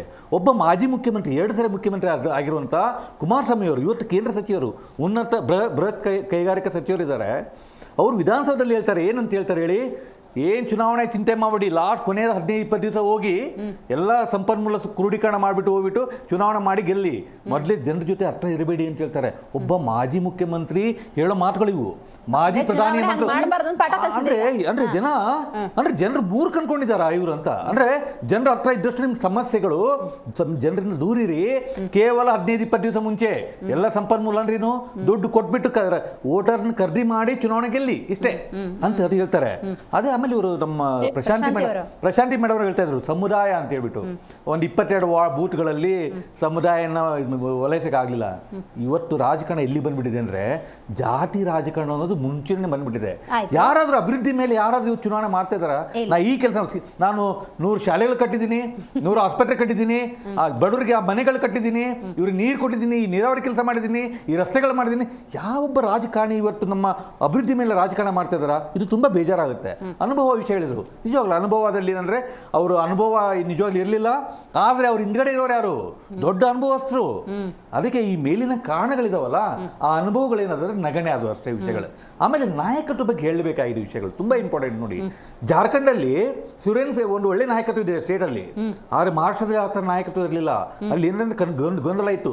ಶರದ್ ಪವಾರ್ ಇರ್ಬೋದು, ಉದ್ಧವ್ ಠಾಕ್ರೆ ಇರ್ಬೋದು, ಅಥವಾ ನಮ್ಮ ಇವರು ಇನ್ನೊಬ್ಬರ ಸರ್ ಇದು ರಾಹುಲ್ ಗಾಂಧಿ ಟೀಮು, ಕಾಂಗ್ರೆಸ್ ಟೀಮು, ಸದೃಢ ನಾಯಕತ್ವ ಇರಲೇ ಇಲ್ಲ ಅಲ್ಲಿ. ನೋಡಿ ಎಲ್ಲಿ ನಾಯಕತ್ವ ಸ್ಟ್ರಾಂಗ್ ಆಗಿದೆ. ಇವ್ರು ಕರ್ನಾಟಕದಲ್ಲಿ ಗೆಲ್ಲ ಕಾರಣ ಸಿದ್ದರಾಮಯ್ಯರ ನಾಯಕತ್ವ ಕಾರಣ. ಬಿಜೆಪಿಯಲ್ಲಿ ಗೊಂದಲ ಇದೆ, ಆದ್ರೆ ಕಾಂಗ್ರೆಸ್ನಲ್ಲಿ ಗೊಂದಲ ಇರಲಿಲ್ಲ. ಕ್ಲಿಯರ್ ಆಗಿ ಒಂದು ಕ್ಲಿಯರ್ ಮೈಂಡ್ ಅಲ್ಲಿ ಅವ್ರು ಚುನಾವಣೆಗೆ ಹೋದ್ರು, ಅಲ್ಲಿ ಗೊಂದಲ ಇರಲಿಲ್ಲ. ಇವನ್ನು ಟಿಕೆಟ್ ಕೊಡುವಾಗ ಕೂಡ ಎಲ್ಲಿ ಖಾದ್ರಿ ಸಮಸ್ಯೆ ಆಯಿತು ಸಿಗ್ಗಾಮಲ್ಲಿ, ಇಮಿಡಿಯೇಟ್ ಆಗಿ ಖಾದ್ರಿನ ಒಪ್ಪಿಸೋಲ್ಲಿ ಕಾಂಗ್ರೆಸ್ನವರು ಸಫಲರಾದರು. ಇದು ವೆರಿ ಇಂಪಾರ್ಟೆಂಟ್ ಪಾಯಿಂಟ್. ಹಾಗೆ ನೀವು ಚನ್ನಪಟ್ಟಣ ಹೋಗಿ ಕಾಂಗ್ರೆಸ್ನವ್ರು ಕ್ಲಿಯರ್ ಆಗಿತ್ತು, CP ಯೋಗೇಶ್ವರನ್ ಕರ್ಕೊಂಡ್ ಬರ್ಬೇಕು, ಟಿಕೆಟ್ ಕೊಡಬೇಕು, ಇಲ್ಲ ಅಂದ್ರೆ ಡಿ ಕೆ ಸುರೇಶ್ ಕೊಡಬೇಕು. ಎರಡು ಒಳ್ಳೆ ಆಪ್ಷನ್ ಕೂತಿದ್ರು ಅಷ್ಟೇ. ಇದೇ ತರ ಒಂದು ನಾಯಕತ್ವ ಇದೆಯಲ್ಲ, ಡಿಸಿಷನ್ ಮೇಕಿಂಗ್ ಇದೆಯಲ್ಲ, ಅದು ಇಂಪಾರ್ಟೆಂಟ್ ಆಗುತ್ತೆ. ಹಾಗೆ ನೀವು ಜಾರ್ಖಂಡ್ ಹೋಗಿ, ಅದೇ ನೀವು ಕಾಂಗ್ರೆಸ್ ಯಾಕೆ ಸೋಲ್ತಾ ಇದ್ದಾರೆ ನೀವು ನ್ಯಾಷನಲ್ ಲೆವೆಲ್ ಒಂದು ಪ್ರಶ್ನೆ ಮಾಡಲೇಬೇಕಾಗಿದೆ. ರಾಹುಲ್ ಗಾಂಧಿ ನಾಯಕತ್ವ ಜನ ಒಪ್ತಾ ಇದ್ದಾರಾ? ರಾಹುಲ್ ಗಾಂಧಿಯನ್ನ ಪಕ್ಷದಲ್ಲಿ ಅಂದ್ರೆ ಅವ್ರ ಪಕ್ಷ ರಾಹುಲ್ ಗಾಂಧಿ ಅವರ ಹಿಡಿತದಲ್ಲಿ ಇದೆಯಾ ಇಲ್ವೋ? ಇದೊಂದು ದೊಡ್ಡ ಸಮಸ್ಯೆ ಇವತ್ತಿನ ಇದೆ. ಕಾಂಗ್ರೆಸ್ ಎಲ್ಲ ನೋಡಿ ಹರಿಯಾಣದಲ್ಲಿ ಗೆಲ್ಲುವಂತ ರಾಜ್ಯನ ಸೋಲ್ತಾರೆ. ಯಾಕಂದ್ರೆ ಅಲ್ಲಿ ಡಿಸಿಷನ್ ಮೇಕಿಂಗ್ ಅಲ್ಲಿ ಫೇಲ್ ಆಗ್ತಾರೆ ಅವರು. ಅಲ್ಲಿ SP ಅವರು ಒಂದು ಎಷ್ಟು ಕೇಳ್ತಾರೆ, 1 ಸೀಟ್ ಕೇಳ್ತಾರೆ, ಅವತ್ತು ಕೊಡೋದಿಲ್ಲ. ಆಮನ್ ಪಟ್ಟಿದವ್ರು ಕೇವಲ 7 ಸೀಟ್ಗಳು ಕೇಳ್ತೀವಿ ನಾವು, ನಮ್ಗೆ ಕೊಡೋದಿಲ್ಲ. ಯಾಕಂದ್ರೆ ಅವ್ರು ಏನ್ ಗೊತ್ತಾ, ಒಂದು ಅಹಂಕಾರ ಬಂದ್ಬಿಡುತ್ತೋ ಅಥವಾ ಆ ಸಂಘಟಿತ ಒಂದು ವ್ಯವಸ್ಥೆ ಇಲ್ಲ ಅನ್ಸುತ್ತೆ ಕಾಂಗ್ರೆಸ್ ಅಲ್ಲಿ. ಹೀಗಾಗಿ ಸಂಪೂರ್ಣವಾಗಿ ಈ ಎಲ್ಲ ಕಾಂಗ್ರೆಸ್ ಸೋಲಿಗೆ ಒಂದು ನಾಯಕತ್ವ ಕೂಡ ಕಾರಣ ಅಂತೇಳಿ ನನ್ನ ಪ್ರಬಲವಾದ ವಾದ. ರೈಟ್. ರುದ್ರಯ್ಯ ಅವ್ರು ಮಾತಾಡಿದ ಒಂದು ವಿಚಾರದಲ್ಲಿ ನನಗೆ ಖುಷಿ ಅನಿಸಿದ್ದು, ಅಕ್ಸೆಪ್ಟ್ ಮಾಡ್ಬೇಕಂತ ಅನಿಸಿದ್ದು ಆ ಸ್ಪಷ್ಟ ಬಹುಮತ ಅನ್ನುವಂಥ ವಿಚಾರ. ಹೌದು, ಜಾರ್ಖಂಡ್ನಲ್ಲೂ ಸ್ಪಷ್ಟತೆ ಇದೆ, ಮಹಾರಾಷ್ಟ್ರದಲ್ಲೂ ಸ್ಪಷ್ಟತೆ ಇದೆ. ವಿಧಾನಸಭಾ ಕರ್ನಾಟಕ ಚುನಾವಣೆ ಮತ್ತು ಈ ಬೈ ಎಲೆಕ್ಷನ್ನು ತೊಗೊಂಡ್ರು, ಇಲ್ಲೂ ಜನ ಸ್ಪಷ್ಟ ಸಂದೇಶ ಕೊಟ್ಟಿದ್ದಾರೆ. ಈ ಕಿಚಡಿ ಬೇಡ, ಈ ಮೈತ್ರಿಗಳು ಬೇಡ ಅನ್ನುವಂಥ ನಿಲುವು ಬಂದಿದ್ದಾರೆ ಅನ್ನೋದಾದರೆ. ಯಾಕಂದರೆ ಆಂತರಿಕ ಕಚ್ಚಾಟ, ಅವ್ರು ಬೇಕಾ ಇವ್ರು ಕುಚಿಲ್ ಕೂರ್ಬೇಕಾ ಅನ್ನುವಂಥ ಡಿಸಿಷನ್ಗಿಂತ ಒಂದು ಪಕ್ಷ ಕೊಟ್ಬೇಡಪ್ಪ ಒಂದು ನಿರ್ಧಾರ, ಅವ್ರು ಮಾಡಲಿ 5 ವರ್ಷ ಅನ್ನೋ ಡಿಸಿಷನ್, ಆ ರಿಯಲೈಸೇಷನ್ ಜನಕ್ಕೂ ಆಗಿದೆ ಅಂತ ಅರ್ಥ ಮಾಡ್ಕೊಳ್ಬೇಕಾ ಒಂದು. ಎರಡನೇದು, ಆ 3 ಕ್ಷೇತ್ರಗಳ ಸೋಲಿನ ಕಾರಣಗಳ ಬಗ್ಗೆ ತಿಳಿಸ್ಕೊಡಿ. ಮೊದಲನೇದಾಗಿ ಮಹಾರಾಷ್ಟ್ರದಲ್ಲಿ ಸ್ಪಷ್ಟ ಬಹುಮತ ಯಾವ ಪಕ್ಷಕ್ಕೂ ಬಂದಿಲ್ಲ. ಅಟ್ಲೀಸ್ಟ್ ಅವ್ರು ಯಾವಾಗ ಬೇಕಾದಾಗ ಕಿತ್ಕೊಂಡು ಹೋಗ್ಬೋದು ಅಂತ ಪಕ್ಷಗಳಿದ್ದಾವೆ. ಇವಾಗೂ ಸಹಿತ ಜಾರ್ಖಂಡ್ನಲ್ಲಿ ಸ್ಪಷ್ಟ ಬಹುಮತ ಬಂದಿದೆ, ಇಲ್ಲಿ ಹಾಗಾಗಿಲ್ಲ. ಇನ್ನೂ ಸ್ಪಷ್ಟ ಬಹುಮತಕ್ಕೆ ಬಿಜೆಪಿಗೆ ಇನ್ನೂ 5-6 ಸೀಟ್ ಕೊರತೆ ಇದೆ. ಸೊ ಆದ್ದರಿಂದ ಇವತ್ತು ಸಹಿತ ಇನ್ನೊಂದು ಪಕ್ಷದ ಮೇಲೆ ಅವಲಂಬನೆ ಆಗ್ಬಿಟ್ಟೆ ಅವ್ರು ಸರ್ಕಾರ ನಡೆಸಬೇಕಾದ್ದು ಇದೆ. 22 ಕಡಿಮೆ ಇದೆ, 139 ಇದೆ ಸರ್, 145 ಅರ್ಥ ಆಯ್ತಾ ನಿಮ್ಗೆ? ಅಂದ್ರೆ ಅಲ್ಲಿ ಸೊನ್ನ ಕರೆಕ್ಷನ್ ನಾನು ಹೇಳ್ತಾ ಇರೋದು. ಅಲ್ಲ, ಅಟ್ಲೀಸ್ಟ್ ಮಾಡಬೇಡಿ. NDA ಅಂತ ಬಂದಾಗ ಓಕೆ, ಆದ್ರೆ ಯಾವುದೇ ಒಂದು ಪಕ್ಷಕ್ಕೂ ಸಹಿತ ಬಹುಮತ ಬಂದಿಲ್ಲ ಮಹಾರಾಷ್ಟ್ರದಲ್ಲಿ. ಇದು ಮೊದಲನೇದ್ದು. ಎರಡನೇದ್ದು, ನಾವು ಕರ್ನಾಟಕಕ್ಕೆ ಬಂದ್ರೆ ಕರ್ನಾಟಕದಲ್ಲಿ ಈಗಾಗಲೇ ಬೇಕಾದಷ್ಟು ಎಕ್ಸ್ಪ್ಲೇನ್ ಮಾಡಿದ್ದಾರೆ ಇಬ್ರು ಸಹಿತ. ನನಗೆ ಬೇಕಾಗಿರೋದು ಮೊದಲನೇದಾಗಿ ಕುಟುಂಬ ರಾಜಕಾರಣಕ್ಕೆ ಜನರು ಈ ಸಾರ್ತಿ ನೋ ಹೊಂದಿದ್ದಾರೆ 2 ಕ್ಷೇತ್ರದಲ್ಲಿಯೂ ಸಹಿತ. ಅದು ಸ್ಪೆಷಲ್ ಆಗಿ ಮುಖ್ಯಮಂತ್ರಿಗಳು ಮಕ್ಕಳಿದಾರಲ್ಲ, ಇವರು ಮಕ್ಕಳು ನೋ ಕುಟುಂಬ ರಾಜಕಾರಣ ಮೊದಲನೇದ್ದು. ಎರಡನೇದ್ದು, ಅವರು ಸ್ಥಳೀಯರು, ಪ್ರಶಾಂತಿ ಅವರು ಹೇಳಿದಂಗೆ ಸ್ಥಳೀಯರಿಗೆ ಹೆಚ್ಚು ಆದ್ಯತೆಯನ್ನು ಕೊಟ್ಟಿದ್ದಾರೆ. ಆದರೆ ಸೋಲಿಗೆ ಅತ್ಯಂತ ಪ್ರಮುಖ ಕಾರಣ ಎಲ್ಲದಕ್ಕಿಂತ ಹೆಚ್ಚಾಗಿ ಅಲ್ಲಿ ಅಲ್ಪಸಂಖ್ಯಾತರು. ಈ ಸರ್ತಿ ಮುಸ್ಲಿಂ ಸಮುದಾಯ ಸಂಪೂರ್ಣವಾಗಿ, ಯಾಕಂದ್ರೆ ಹಿಂದ್ಗಡೆ ಆಗ ಇಲೆಕ್ಷನ್ಗಳಲ್ಲಿ, ವಿಧಾನಸಭೆ ಇಲೆಕ್ಷನ್ಗಳಲ್ಲಿ ಮುಸ್ಲಿಂ ಓಟ್ಗಳು ಕುಮಾರಸ್ವಾಮಿ ಅವರನ್ನ ಬೆಂಬಲಿಸ್ತಾ ಇತ್ತು. ಆಯ್ತು. ಆಯ್ತಲ್ಲ. ಆದ್ರೆ ಈ ಸರ್ತಿ ಏನಾಯ್ತು, ನಾವು ಇವ್ರನ್ನ ಬೆಂಬಲಿಸ್ತಾ ಬಂದಿದ್ದೀವಿ, ಆದ್ರೆ ಇವ್ರು ಹೋಗ್ಬಿಟ್ಟು ನಾವು ವಿರೋಧಿಸ್ತಕ್ಕಂಥ ಒಂದು ಪಕ್ಷದ ಜೊತೆ ಕೈ ಜೋಡಿಸಿದ್ದಾರೆ. ಆಯ್ತಾ. ಯಾರು ಮುಸ್ಲಿಮರನ್ನ ಹೇಟ್ ಮಾಡ್ತಾ ಇದ್ದಾರೋ, ಯಾರು ಸಮುದಾಯವನ್ನ ತುಚ್ಛೀಕರಣ ಮಾಡ್ತಾ ಇದ್ದಾರೋ ಅಂಥವ್ರ ಜೊತೆ ಕೈ ಜೋಡಿಸಿದ್ದಾರೆ ಅನ್ನುವ ಒಂದು ಸಿಟ್ಟು ಇದೆ ಅಲ್ವಾ, ಅದಕ್ಕೆ ಅಲ್ಪಸಂಖ್ಯಾತರ ಎಲ್ಲಾ ಮತಗಳು ಸಹಿತ ಕಾನ್ಸಂಟ್ರೇಟ್ ಆಯಿತು. ಅದಕ್ಕೆ ಜಮೀರ್ ಅಹಮ್ಮದ್ ಅವರು ಒಂದಿಷ್ಟು ಪ್ರಚೋದನೆ ಕೊಡ್ತಾ ಹೋದ್ರು. ಇವುಗಳು ಸಹಿತ, ಯಾಕಂದ್ರೆ ಅಲ್ಲಿ ಇರ್ತಕ್ಕಂಥವ್ರು ಅವ್ರು ಗೆದ್ದಿರೋದು 25,000 ಚಿಲ್ಲರೆ ಇದರಲ್ಲಿ ಸೋತಿದ್ದಾರೆ. ಆಯ್ತಾ. ಅಷ್ಟೇ ಮತವು ಅಲ್ಲಿ ಮುಸ್ಲಿಂ ಸಮುದಾಯದ ಅಲ್ಪಸಂಖ್ಯಾತರ ಓಟ್ಗಳೇ. ಅರ್ಥ. ಮೊದಲಾಗಿದ್ದು ಒಡೆದೋಗ್ತಿತ್ತು, ಈಗ ಹೊಡಿತಾ ಇಲ್ಲ.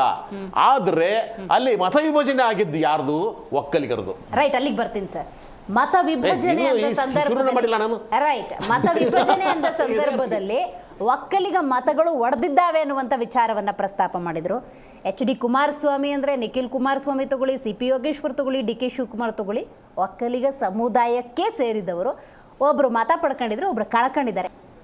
ಗೆಲುವಂಥ ಸಂದರ್ಭದಲ್ಲಿ ಸಹಜವಾಗಿ ಕಾಂಗ್ರೆಸ್ ಸಂತೋಷದಲ್ಲಿದೆ, ಆದರೆ ಸೋಲುವಂಥ ಸಂದರ್ಭದಲ್ಲಿ ಆತ್ಮಾವಲೋಕನ ಅಥವಾ ಕೆಲವೊಂದು ಕ್ರಿಟಿಕ್ಗಳನ್ನು ತಗೊಳ್ಬೇಕಾಗತ್ತೆ, ಟೀಕೆ ಟಿಪ್ಪಣಿಗಳನ್ನು ಎದುರಿಸಬೇಕಾಗತ್ತೆ. ಅಂಥ ಸ್ಥಿತಿಯಲ್ಲಿ ಈಗ BJP ಮತ್ತು JDS ಇರುವಂಥದ್ದು. ಇದೀಗ ನಮ್ಮ ಕಾರ್ಯಕ್ರಮದಲ್ಲಿ ಕಾಂಗ್ರೆಸ್ ವಕ್ತಾರಾಗಿರುವಂತಹ ಸ್ವಾತಿ ಝೂಮ್ನಿಂದ ಕನೆಕ್ಟ್ ಆಗ್ತಾ ಇದ್ದಾರೆ. ನಮಸ್ಕಾರ ಸ್ವಾತಿ.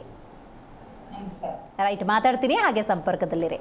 ಆಗಲೇ ಶಶಿಕಾಂತ್ ಅವರೇ, ನೀವು ಒಕ್ಕಲಿಗ ಮತಗಳ ಕುರಿತಂತೆ ಮಾತಾಡ್ತಾ ಇದ್ದೀವಿ. ವಿಭಜನೆ ಆಯಿತು ಅಂತ, ಹೇಗೆ, ಎಲ್ಲಿ? ಅಲ್ಲಿ ಮುಸ್ಲಿಂ ಮತಗಳು ಕೇಂದ್ರೀಕೃತ ಆಯಿತು, ಇನ್ನೊಂದು ಒಕ್ಕಲಿಗ ಮತಗಳು ಒಡೆದೋಯ್ತು. ಯಾಕೆ ಅಂತಂದ್ರೆ ಇಲ್ಲಿ ಇರ್ತಕ್ಕಂಥವ್ರು ಎರಡೂ ಪ್ರಮುಖ ಪಕ್ಷದವರು, ಎರಡೂ ಸಹಿತ ಒಕ್ಕಲಿಗ ಸಮಾಜದವರು. ಆಯ್ತಾ. ಆಮೇಲೆ ಅಲ್ಲಿ BJPಯನ್ನ ಕಟ್ಟಿ ಬೆಳೆಸಿದವರು ಯೋಗೇಶ್ವರ್. ಓಕೆ. ಈಗ ಯೋಗೇಶ್ವರ್ ಏನ್ ಮಾಡಿದ್ರು, ತನ್ನ ಮತ ಬ್ಯಾಂಕು ಮತ್ತು ತನ್ನ ಕಾರ್ಯಕರ್ತರನ್ನ ಯಾವತ್ತೂ ತಮ್ಮ ಜೊತೆಗೆ ಕರ್ಕೊಂಡು ಬಂದ್ರು.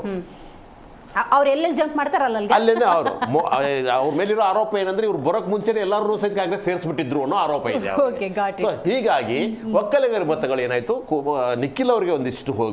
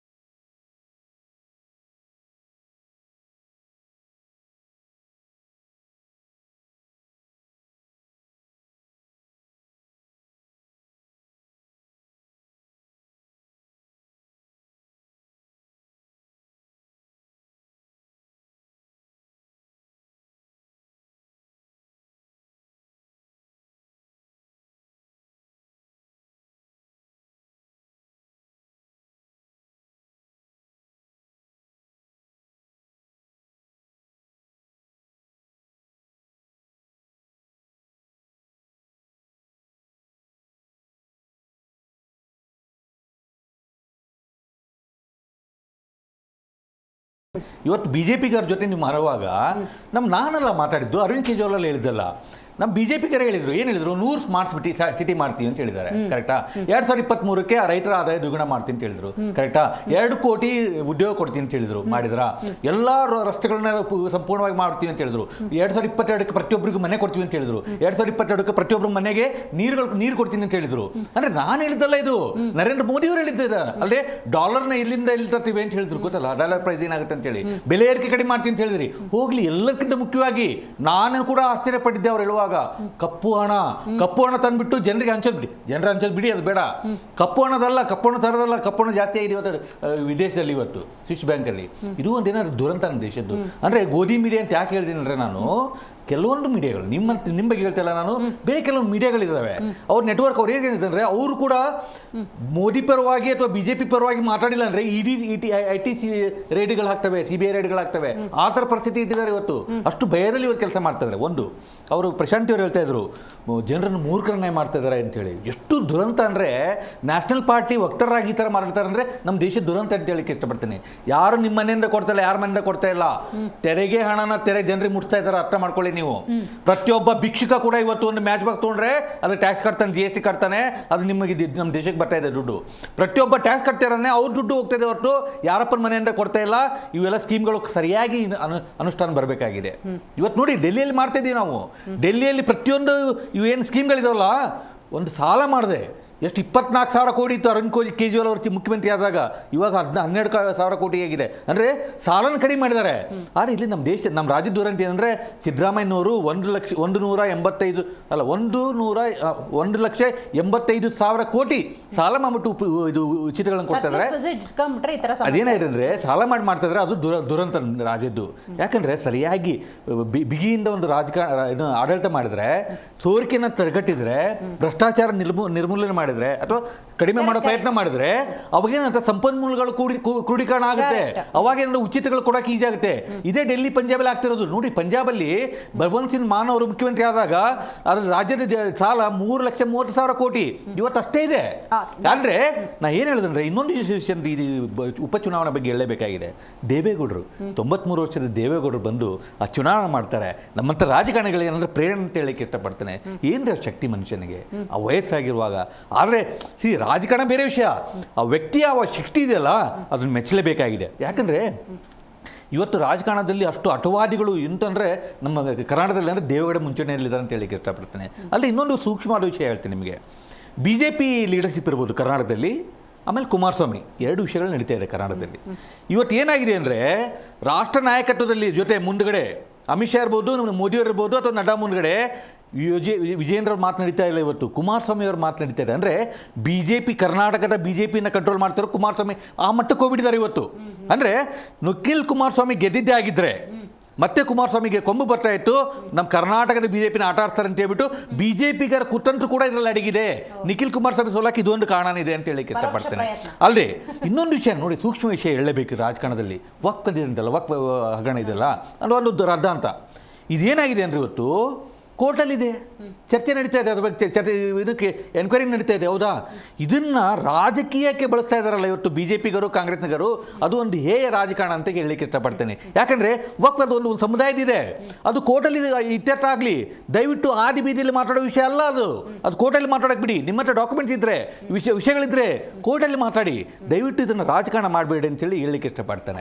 ಮಹಾರಾಷ್ಟ್ರ ಅಂದಾಗ ಅಫ್ಕೋರ್ಸ್ 3 ಜನ ಸೇರ್ಕೊಂಡು ಒಂದೊಂದು ಸತಿ ಕಂಟೆಸ್ಟ್ ಮಾಡಿದ್ದಾರೆ. ಬಟ್ ಈಗ ಹಲವರು ಉಲ್ಲೇಖ ಮಾಡೋ ಪ್ರಕಾರ ಈಗ ಸರ್ಕಾರ ರಚನೆ ಇದೆಯಲ್ಲ, ಆ ಸಂದರ್ಭದಲ್ಲೇ ವ್ಯತ್ಯಯ ಆಗುತ್ತೆ, ಅದ್ರ ಬಿಸಿ BJPಗೆ ತಟ್ಟತ್ತೆ ಅಥವಾ NDAಗೆ ತಟ್ಟತ್ತೆ ಅಂತ. ಆ ಥರ ವಾತಾವರಣ ಇದೆಯಾ? ತರ ಯಾರಾದ್ರೂ ಗಂಚಾಲಿ ಮಾಡಿದ್ರೆ ಅದು ಆ ಪಕ್ಷವನ್ನ ಹೇಗೆ ಹೊಡಿಬೇಕು ಅಂತ ಇವ್ರಿಗೆ ಗೊತ್ತಿದೆ. ಹೌದು, ಅವ್ರಿಗೆ ಬೇಕಾಗಿರೋದು 6-7 ಸೀಟು. ಅಲ್ಲಿರ್ತಕ್ಕಂಥ 19 ಪಕ್ಷೇತರರು ಇದ್ದಾರೆ, ಅವ್ರು ಇವಾಗಲೇ ಸೇರಿಸ್ಕೊತಾರೆ. ಅಷ್ಟು ಮಾಡಿದ್ರು ಸಹಿತ ಸಿಂಧೆ ಅವ್ರ ಬಲನೆ ಮತ್ತೆ ಛಿದ್ರ ಮಾಡ್ತಾರೆ ಅವರು, ಅದು ಗೊತ್ತಿದೆ. ಆಮೇಲೆ ಪ್ರಶಾಂತಿ ಅವ್ರು ಹೇಳ್ತಾ ಇದ್ರು, ಪ್ರಚಾರದ ಕೊರತೆಯಿಂದ ಸೋಲ್ಬಿಟ್ಟಿದೀವಿ. ನಾಮಿನೇಷನ್ ಮಾಡೋ ದಿವಸ ನಿಖಿಲ್ ಜೊತೆಗೆ ಎಂತ ಜನಸಾಗರ ಇತ್ತು, ಅದು ಪ್ರಚಾರ ಅಲ್ವಾ? ಹಳ್ಳಿಗಳಲ್ಲಿ ಒಂದು ಹಳ್ಳಿ ಬಿಡದೇನೆ, ಆಯ್ತಾ, ಈ ಕಡೆ ನಿಖಿಲ್ ಕುಮಾರಸ್ವಾಮಿ ಅವರು ಪ್ರಚಾರಕ್ಕೆ ಹೋದ್ರು, ಈ ಕಡೆಗೆ ಕುಮಾರಸ್ವಾಮಿ ಅವರು ಹೋದ್ರು, ಆ ಕಡೆ ಪಾಪ ಅವ್ರು ವಯಸ್ಸಾಗಿರೋ ಅನಾರೋಗ್ಯವಾಗಿರ್ತಕ್ಕಂಥ ತಾತನ್ನು ಕರ್ಕೊಂಡು ಬಂದ್ಬಿಟ್ಟು ಅವ್ರ ಕಡೆಯಿಂದ ಉಗ್ರವಾದ ಭಾಷಣಗಳನ್ನ ಮಾಡಿಸಿದ್ರು. ಇದು ಪ್ರಚಾರ ಅಲ್ವಾ ಇದು? ಅಂದ್ರೆ ಯಾವ ಪ್ರಚಾರದಲ್ಲಿ ಕೊರತೆ ಮಾಡಿದ್ದಾರೆ ಇವರು ಹೇಳಿ? ಬಂದು ಆ ವಯಸ್ಸಲ್ಲಿ ಬಂದು ಬಿಟ್ಟು ಕಾಂಗ್ರೆಸ್ ಅನ್ನ ಕಿತ್ತು ಹಾಕ್ಬಿಡ್ಬೇಕು ಅಂತಂದವ್ರು ಯಾರು? ಇದು ಪ್ರಚಾರ ಭಾಷಣ ಅಲ್ವಾ?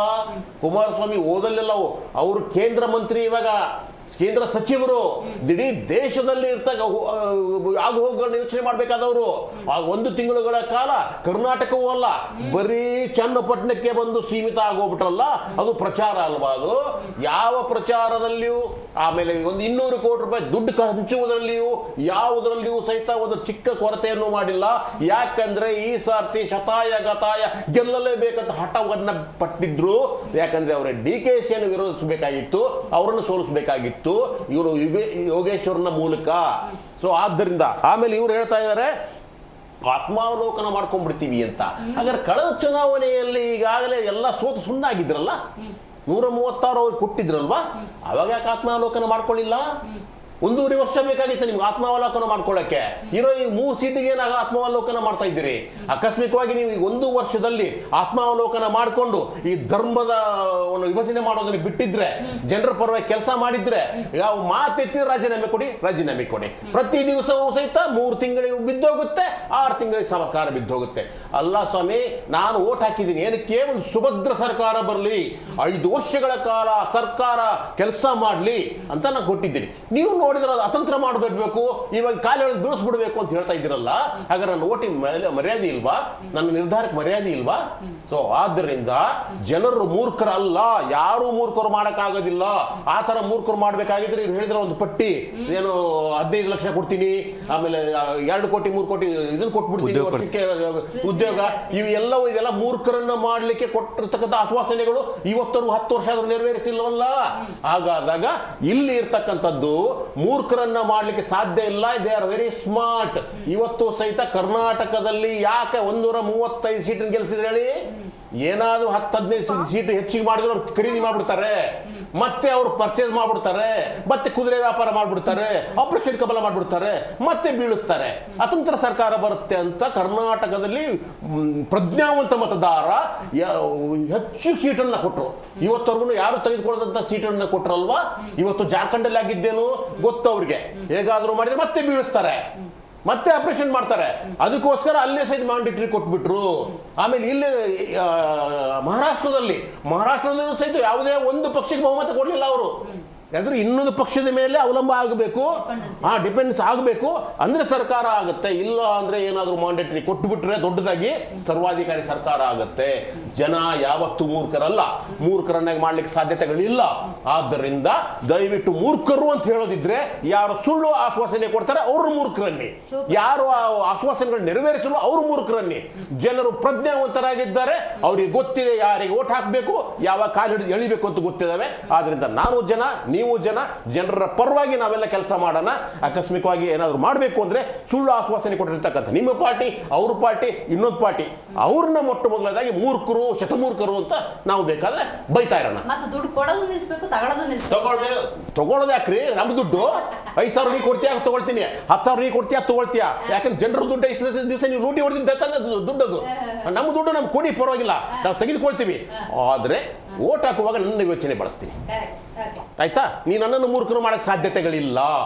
ಇದನ್ನು ಬಹಳ ಸ್ಪಷ್ಟವಾಗಿ ಜನರು ಸಂದೇಶ ಕೊಡ್ತಾರೆ. ನೀವು ಹೇಳೋ ವಿಚಾರಕ್ಕೆ ಬರೋದಾದ್ರೆ ಆಶ್ವಾಸನೆ ಕೊಡ್ಬೇಕಾದ್ರೂ ಓಟ್ ಕೊಡಿ ಅಂತ ಕೇಳಬೇಕು. ಈಗ 2 ಸತಿ ಯೋಚನೆ ಮಾಡಬೇಕು ಅಭ್ಯರ್ಥಿಗಳು, ಅಂಥ ಪಾಠ ಕಲಿಸಿದ್ದಾರೆ. ಅದಕ್ಕೆ ಹೇಳಿದ್ರೆ ಸ್ಮಾರ್ಟ್ ಪೀಪಲ್ ಅಂತ. ಸೂಪರ್. ಸ್ವಾತಿ ಮೇಡಮ್, ಒಂದ್ ನಿಮಿಷ. ಮಹಾರಾಷ್ಟ್ರ ಮತ್ತು ಜಾರ್ಖಂಡ್ ಬಗ್ಗೆ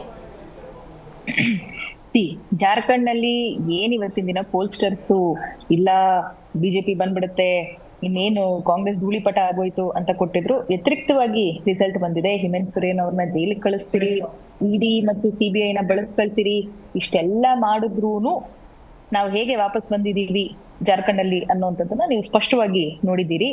ಅಂಡ್ ಕೆಲವು ಸೀಟ್ಗಳಲ್ಲಿ ನೀವು ಆಕ್ಚುಲಿ ಅಂತರಗಳನ್ನ ಗಮನಿಸ್ಬೇಕು. ನಾನು ಇವತ್ತು ಇದನ್ನ ತರಿಸ್ಕೊಂಡು ನೋಡ್ತಾ ಇದ್ದೆ, ಎಲೆಕ್ಷನ್ ಕಮಿಷನ್ ಇದನ್ನ ನೋಡ್ತಾ ಇದ್ದೆ. ಸೊ ಎಲ್ಲೆಲ್ಲಿ ಇವರು ಆಕ್ಚುಲಿ ಟ್ರೈಬಲ್ ಅತಿ ಹೆಚ್ಚು ಇರುವಂತಹ ಬುಡಕಟ್ಟು ಪ್ರದೇಶಗಳಲ್ಲಿ ಹೇಗೆ ಹೀನಾಯವಾಗಿ ಬಿಜೆಪಿ ಸೋತಿದೆ ಅನ್ನುವಂಥದ್ದು, ದ್ವೇಷ ರಾಜಕಾರಣ ಮಾಡ್ಕೊಂಡೇ ಬಿಜೆಪಿ ಗೆಲ್ಲುತ್ತೆ ಅಂತ ಅನ್ಕೊಂಡ್ರೆ ಅದು ಸತ್ಯಕ್ಕೆ ದೂರವಾದ ಮಾತು. ಜಾರ್ಖಂಡ್ ನಲ್ಲಿ ಬಂದಿರುವಂತಹ ಉತ್ತರ ಅಂಡ್ ಮಹಾರಾಷ್ಟ್ರದ ಸೋಲನ್ನ ನಾವು ಒಪ್ಕೊಳ್ತೀವಿ. ಅಂಡ್ ನಾನು ಅವಾಗ್ಲೂ ಅದನ್ನೇ ಹೇಳ್ತಾ ಇದ್ದೆ, ಬೆಳಗ್ಗೆಯಿಂದ ಡಿಬೇಟ್ ನಲ್ಲಿ ಅದನ್ನೇ ಹೇಳ್ತಾ ಇದ್ದೆ, ನಿನ್ನೆ ಕೂಡ ಡಿಬೇಟ್ ನಲ್ಲಿ ನಾನು ಅದನ್ನೇ ಹೇಳ್ತಾ ಇದ್ದೆ.